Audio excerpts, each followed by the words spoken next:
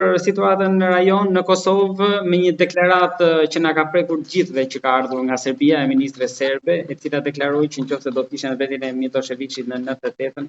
do ta kishte pastruar etnikisht gjithë Kosovën. Ka pasur reagime të shumta në fakt që kanë ardhur nga Bashkimi Evropian në formën si gjithmonë jemi të ronditur dhe të këshillave, ashtu dhe nga Tirana, duke shprehur keqardhjen dhe tronditjen edhe Tirana zyrtare, pavarësisht se Partia Demokratike kërkoi shpallje non grata të saj. Një gjë të tillë ka bërë Prishtina zyrtare qeveria duke i ndaluar hyrjen, pra duke shpallur non grata, duke futur në listë zez. Por megjithatë, ne do ta trajtojmë këtë çështje se kush është kjo zyrtare ministre dhe pas këtyre deklaratave a mund të jenë to spontane apo normalisht nëse edhe Vučići dhe partia e tij kryeministri nuk e shkarkojnë, sikur kanë bërë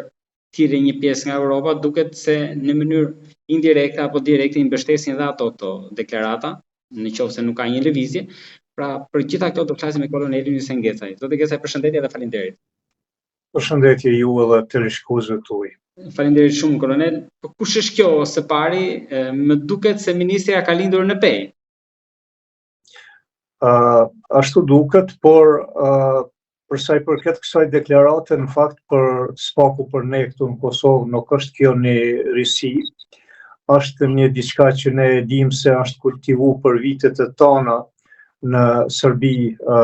pra një politik shoviniste, nacionaliste, kundër shqiptarëve në veçanti, po edhe kundër popujve tjerë në ish Jugosllavi, kundër të cilëve Serbia dhe ka bë luftra, duke filluar prej Slovenije, Kroacie, Bosnje dhe në fund edhe në Kosovë. Dhe ky kultivim i kësaj gjuhe, kësaj mendësie në Serbi është një diçka që për ne është e njohur dhe ne e dim se në një farë mënyrë kjo ka kaluar në një smundje kolektive, jo vetëm tek politikajt të cilët kanë një përgjegjësi shtetërore tani në institucionet e Serbisë, po edhe në masat e gjera për fat të keq, sepse sa që ka deklaratat e tilla të kësaj natyre nuk gjenden serb intelektual ose një strukturë e mirëfillt intelektuale në Serbi e cila do të deklaroj kundër deklaratave të tilla. Prandaj e them se ky presion prej shumë vitesh i politikës serbe mbi popullatën e vet në rand të parë për të krijuar një këso mendësie, çfarë patëm rastin ta dëgjojmë për kësaj ministri këto ditë, është diçka që nuk mund të largohet shumë lehtë dhe shumë shpejt prej fjalorit të përditshëm politik në Serbi, sepse këta kanë mbijetuar në fakt mbi këtë mënyrë të komunikimit me masat e veta, me popullin e vet, dhe në këtë mënyrë kanë qëndruar edhe në pushtet. Prandaj nuk është deklarata e rastit, nuk është diçka që i ka ikë rastësisht ministrës, por është një deklaratë e cila është në përputhje me politikat serbe në përgjithësi në raport me popullin shqiptar. Dhe si e tillë kjo deklaratë në fakt shërben për të nxitur vetë serbët e Kosovës kundër institucioneve të Republikës së Kosovës dhe me pretekstin që në fakt siç dojnë ta paraqesin politikanët serb situatën në Kosovë, këtu institucionet e Kosovës bëjnë presion gjojase mbi serbët në Kosovë, por kosovarët, gjithsesi politika kosovare nuk ka interes që të nxjisë konflikte ndëretnike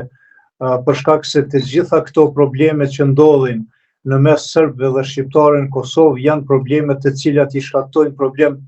Kosovës dhe jo Serbisë. Serbia i përdor serbët e Kosovës si mjet për ta dëshmuar, po e them thojza, para bashkisë ndërkombëtare Kosovën si një projekt i dështuar, i cili projekt është i mbështetur fuqishëm nga bashkia ndërkombëtare, nga NATO-ja, nga Shtetet e Bashkuara të Amerikës, dhe e gjithë lufta e politikës serbe dhe establishmentit serb është që ta demantoj politikën ndërkombëtare dhe vetë politikanët tonë në raport me situatën e përgjithshme dhe ta dëshmoj, po tham prapë në thojza, që Kosova është faktor destabiliteti në rajon. por megjithatë dihet që botërisht që Serbia është ajo që ka zhvilluar disa luftra duke filluar nga Slovenia, Kroacia, Bosna e Hercegovina dhe së fundmi nga Kosova, dhe dihet që ai është faktori kryesor dhe më i rëndësishëm për sa i përket tentativa për të destabilizuar rajonin. Dihet që Serbia mbështet politika ekspansioniste dhe ruse, jo vetëm serbe. Prandaj çdo gjë është e qartë, por këto politika i shërbejnë shumë dhe këto mënyrat komunikimit, si në këtë rast me këtë zonën që e përmenëm, i shërbejnë shumë politikës ditore serbe për të mbajtur nën tension popullatën serbe dhe për të aq më tepër që atje më duket se janë afër dhe procesit zgjedhor që do futen, kështu për të mobilizuar ekstremistët, pra. Në Serbi janë disa probleme. Problemi i parë është që pritet të futen në zgjedhjet e ardhshme dhe duhet të parapragaditet opinioni për se kush duhet jetë fituesi, dhe e dyta ta luftojnë opozitën e cila ka qenë për disa vite, këto vitet e fundit, sidomos shumë aktive kundër presidentit serb Vučić, dhe në këtë mënyrë ata duan të fitojnë favore për interesat të tyre elektorale. Mirë po këto procese elektorale dhe interesat të tyre elektorale dhe lufta për një fitore të tillë në fakt po shkakton probleme dhe pasoja për rajonin, sepse popullata e thjesht nuk i kupton këto marifetllëqe të politikanëve serb deri në masën sa do duhet i kuptoj dhe të mos i mbështes ato, mirë po ata thjesht i marrin si informacione të sakta dhe të drejta dhe reale, dhe ashtu e parashojnë që një ditë mund të krijohen kushte rrethane ku Kosovën prap do ta kthejnë në Serbi, ashtu siç e kanë edhe në preambulën e kushtetutës së tyre. Por edhe opinioni ndërkombëtar, Bashkia Evropiane, pastaj edhe institucionet tona në Kosovë duhet ta bëjnë një luftë, një angazhim që t'i luftojnë këto deklarata dhe këto propaganda serbe që plasohen nëpër media të ndryshme, në mënyrë që edhe vetë serbët ta kuptojnë që janë të izoluar dhe janë të vetmuar dhe nuk ka mundësi dhe nuk ka shpresë për ta që Kosovën një ditë ta shohin në Serbi. Përsa i përket që duhet bëjnë kolonel, mjafton kjo non gradës? Nuk mjafton vetëm kjo. Duhet një punë e vazhdueshme, duhet një angazhim i vazhdueshëm. Jo të dilet thjesht me një qëndrim i non gratës që po e përmendni ju dhe të përfundoj gjithçka me kaq. Unë mendoj që ato sanksionet duhet të shkojnë edhe përtej kësaj. Nuk do të jenë sanksione vetëm ndaj kësaj ministri, po duhet edhe ndaj të tjerëve në qeverinë e Serbisë, sepse kjo përfaqëson atë politikë, përfaqëson atë shtet, përfaqëson ato institucione serbe. Prandaj nuk mjaftojnë masat vetëm kundër saj. Ato do të duhet të zgjerohen, edhe nga ana e qeveritarëve tonë, pra të Kosovës, po edhe nga Bashkia Evropiane në mënyrë që të dërgohet një mesazh i qartë dhe i fuqishëm. Nga Bashkimi Evropian ata si gjithmonë, ju e dini edhe më mirë, janë as pesh, deri te deklaratat qëndrojnë. Po e kuptoj, Bashkimi Evropian natyrisht që është në një pozicion krejt më ndryshe se që jemi ne, prandaj edhe veprimet janë krejt më ndryshe, përderisa neve jemi në nguti për t'i zgjedhur problemet dhe për të pasur një qetësi dhe rahati në Ballkan. Evropianëve ju mjafton që ta kenë nën kontroll këtë situatë dhe nuk prish punë për ta nëse do të shkojnë 20-30 vite derisa të zgjidhet ky problem. Për ta është më rëndësi që problemi mos të eskalojë deri në atë nivel sa t'i prish rehatin Evropës dhe perëndimit në përgjithësi. Përndryshe, ata mund t'i rezistojnë kësaj situate dhe këtyne lojrave politike të faktorit serb në Ballkan dhe Evropë, dhe nuk e kanë shumë përnguti si që kemi ne. por detyra jone është, e qeveritarëve tonë është që të punojnë shumë më tepër, që të bëhet trysni edhe në Bashkimin Evropian dhe institucione tjera evropiane që t'i mbajmë aktive dhe prezente në problemin tonë që kemi me Serbinë. Dhe këtu unë shoh një deficit të politikës sonë, nuk jemi shumë aktiv, nuk kemi një politikë të jashtme shumë aktive. Politika jone jashtme është në defanziv, në fakt nuk ka as vizion, as qartësi se ku do të shkoj dhe çka do të arrijë, përveç se disa deklaratave që janë për konsum ditor, sa herë që kanë nevojë pushteti të përfitojë diçka në mbështetje afatshkurt nga opinioni vendor, atëherë del me një deklaratë, përndryshe nuk ka një konsistencë aktive dhe një punë të vazhdueshme e cila e shtyn Bashkimin Evropian të mendoj edhe ta ketë në qendër të vëmendjes problemin e Ballkanit, apo më mirë themi problemin mes shqiptarëve dhe serbëve, sepse po e them shqiptarëve dhe serbëve sepse ky problem nuk i përket vetëm Kosovës dhe Serbisë, po i përket edhe Shqipërisë dhe Serbisë, sepse çdo problem i cili reflekton mes Kosovës dhe Serbisë, ai sigurisht që do të ketë pasojë dhe ndikim edhe për Shqipërinë.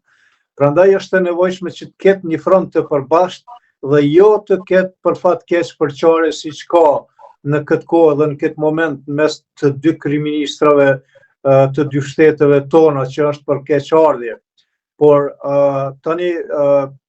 jemi këtu ku jemi dhe këto deklarata të serbëve duhet na i hapin syt edhe neve, ashtu siç po them unë që duhet t'u hapim edhe ne syt evropianëve që të jenë më aktiv. Po, nga Shtetet e Bashkuara deri tani, në mos gaboj, nuk ka ndonjë reagim për këtë deklaratë. Deri në këto momente unë nuk kam pa ndonjë reagim dhe nuk pres ndonjë reagim, sepse unë mendoj që për problemet që kanë Shtetet e Bashkuara të Amerikës në globin, në tonë përgjithësi, ky problem është i vogël dhe minor dhe nuk do të humbasin kohë për çështjet e tyre. Jo e dini mirë që Amerika kur don ta zgjidhë një problem, atëherë merret me probleme shumë më të mëdha dhe më komplikume dhe i shtyn gjanat përpara, kështu që këto problemet paksa më të vogla her pas here edhe i lën dorë të evropianëve deri një debat edhe për gazin amerikan, edhe raportet me Kurti nuk është janë fort mira. Jo që s'janë fort mira, po nuk janë fare të mira, dhe jo vetëm për gazin, po ka këto 4 vitet e fundit derisa kryeministri Kurti është në pushtet, Shtetet e Bashkuara të Amerikës shpeshherë kanë pas vërejtje në menaxhimin e situatave në Kosovë, dhe tani problemi me gazin është një problem shtesë dhe mbase është një prej problemeve më të mëdha që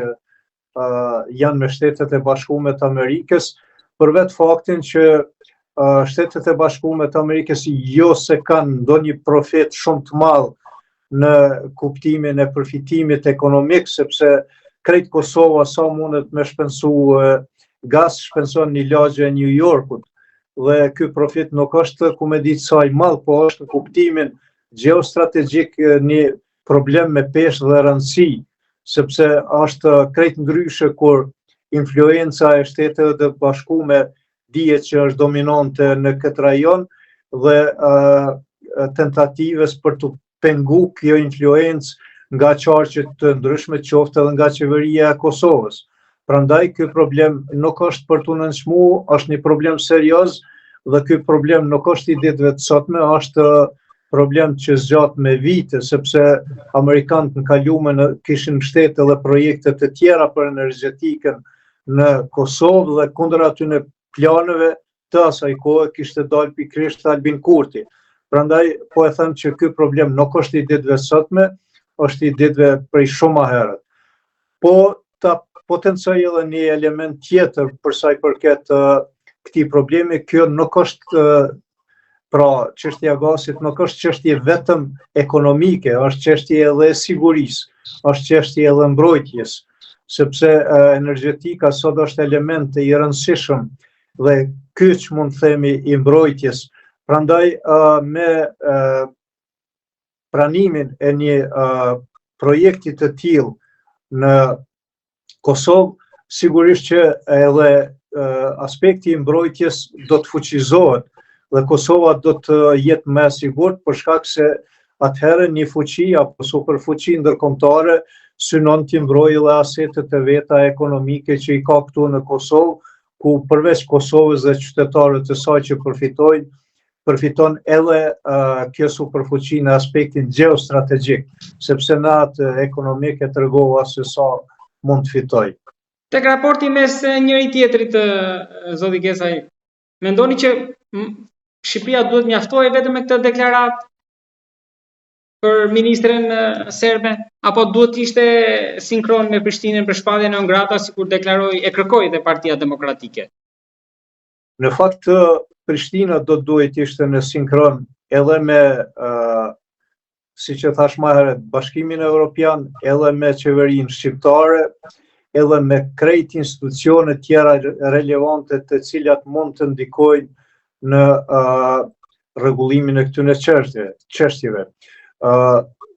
Qeveria shqiptare edhe ajo duhet të jetë shumë më aktive. Unë e kuptoj, qeveria shqiptare shpesh herë është e penguar në një farë forme që t'i dalë në ndihmë Kosovës, sepse sa herë që ka një reagim prej Shqipërisë e që ne në të kalumen e kemi dëshiruar shumë që të ketë këso reagimesh dhe mbrojtje nga shteti shqiptar për Kosovën, se kemi pas nevojë, edhe sot duhet të kujtohemi për ato gjëra dhe duhet ta kuptojnë që edhe matutje kemi nevojë dhe jo vetëm se kemi nevojë, po është edhe e drejtë jona e natyrshme që ta mbështesim dhe ta ndihmojmë njëri tjetrin. Mirë po kur kryeministri i Kosovës del me deklarata të cilat i dërgon mesazh kryeministrit shqiptar që këtu unë jam ai që duhet pyetëm e jo nga Shqipëria, atëherë kjo është një pengesë edhe për Shqipërinë që t'i dalë në mbështetje shtetit të Kosovës. Qeveria shqiptare ka pas disa situata, disa momente kur e ka mbështet shumë në aspektin ndërkombëtar qeverinë e Kosovës dhe Kosovën, jo për shkak të qeverisë si qeveri, po për shkak të Kosovës si Kosovë. Dhe ajo ka dhënë efektet e veta. Kemi situatën kur shpeshherë kryeministri shqiptar në selinë e NATO-s flet për Kosovën dhe nevojën që Kosova të jetë pjesë e NATO-s, dhe kjo nuk është pak që NATO-n ta marrë gjithmonë në të ndërgjegjësuar për nevojën e qenit pjesë e NATO-s edhe Kosova. Pastaj edhe deklaratat në Beograd ku i bëhet qartë dhe me dije presidentit serb se Kosova është shtet i pavarur. Edhe kjo është po ashtu një ndihmës, jo pse jep rezultate të drejtë për drejta me njëherë, po edhe kjo tërheq vëmendjen dhe jep sinjal që shteti shqiptar e kupton dhe e merr seriozisht çështjen e Kosovës. Por ne nuk duhet bëhemi pengesë njëri tjetrit, që ta pengojmë njëri tjetrin, pra e kam fjalën për dy qeverit, jo ne si qytetar, duhet të jenë të hapur, të jenë konstruktiv dhe të jenë të sinqert në raport me njëri tjetrin dhe jo të kacafytën për interesa individuale, do të thosha në radhë të parë, edhe grupore, të cilat në fakt i bojnë vetëm dëm të dyja shteteve dhe jo që mund t'i ofrojnë ndonjë të mirë. Edhe protestat e kanë dëmtuar akoma më shumë të raport. Gjithsesi protestat e kanë dëmtuar këtë raport edhe më shumë. Nuk është korrekte që kushdo qoftë të nxitet nga Kosova, nga Maqedonia apo cili do rajon tjetër i banuar shqiptar për të shkuar dhe për të mbështetur një X protest në Shqipëri me çfarë do karakteri qoftë ajo. Përveç se, po e potencoj këto, përveç se nëse bëhet fjalë për një mbrojtje kolektive të shqiptarëve, atëherë për një kërcënim madhor, atëherë është normale që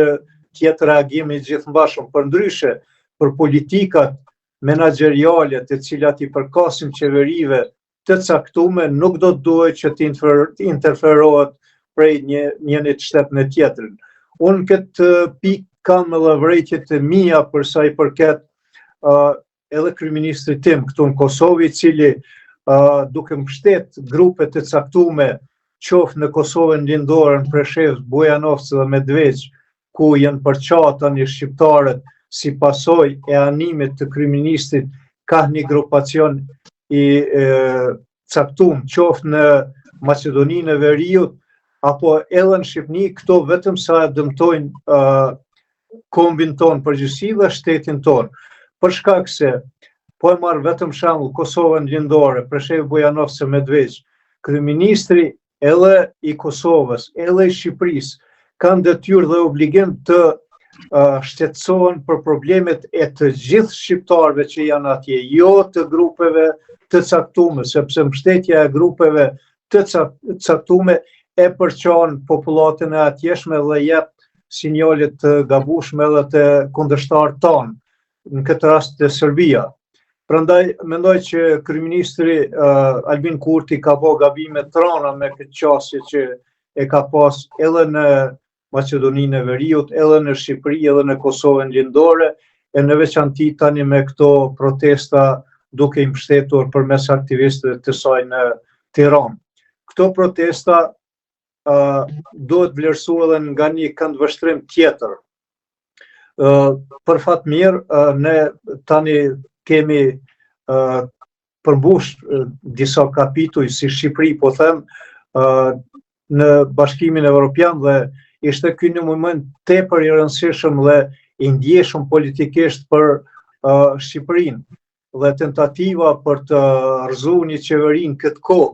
është tepër e dëmshme për Shqipërinë. Nuk them se nuk ka probleme të ndryshme në Shqipëri siç ka edhe në Kosovë, por problemet duhet të trajtohen me prioritet, nuk duhet të trajtohen në mënyrë euforike dhe aq më tepër kur një protest fillon nga disa instanca dhe nivele dhe kauza që janë fare të paqarta, janë fare të dyshimta. Këto unë në fillim I kam përcjellë që në 2-3 ditët e para kanë vrejt element të rrezikshëm mrena për mrena organizatorëve të kësaj proteste. Aty ka në mesin e tyre edhe shumë qytetarë që protestojnë sinqerisht dhe realisht për disa probleme që janë ekzistenciale për ta, por ideja nuk është që të protestohet për këto gjëra të cilat protestojnë qytetarët e ndëshëm. Ato janë infiltru edhe grupe të ndryshme të interesit që nuk ja duan të mirën Shqipërisë. Prandaj në këto situata, në këto rrethana, më mirë është të mos ju bashkangjitemi fare aty në protestave dhe të gjejmë një momentum të organizohemi më mirë për kauza reale, konkrete, se sa t'ja mundsojmë edhe akterëve të huaj që ta dëmtojnë vendin tonë. Zoti Gesaj, edhe diçka të fundit kam për ta mbyllur prapë me Serbinë. Në këtë moment që ndodhet Vučići mes presionit dhe protestave atje, mundet ta çonte në një eskalim situatën në Ballkan për të shpëtuar, apo një Rusi e dobët me konfliktin e hapur në Ukrainë nuk ja mundson këtë mbështetje? Vučić ka vite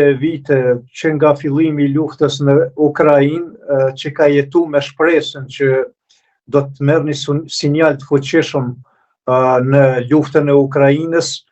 që do të ketë rezultate atje Rusia dhe në këtë mënyrë ai sinjal do të ishte mjaftueshëm I qartë që eventualisht edhe ta aneksoj një pjesë të Kosovës. Mirë po, me qenë se ato sinjale nuk I ka marrë nga Rusia dhe po e shef dhe po e vlerëson që Rusia nuk është në gjendje që ta mbështes eventualisht një agresion serb në Kosovë, Vučići nuk është I gatshëm që t'i futet një aventurë të tillë, sepse është I vetëdijshëm që jo vetëm se do të bëjë fjalë për kokën e tij, po do të bëjë fjalë edhe për territorin e ngushtë të Serbisë, I cili edhe ashtu është në vlimin e disa pakënaqësive, qoftë në aspektin nacional të minoriteteve të ndryshme që jetojnë në Serbi, qoftë edhe pozitë opozit. Jo dini mirë që në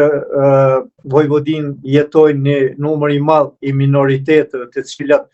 nuk kanë raportet mira me Serbinë dhe presidentin Vučić. Përfshi këtu edhe disa grupe të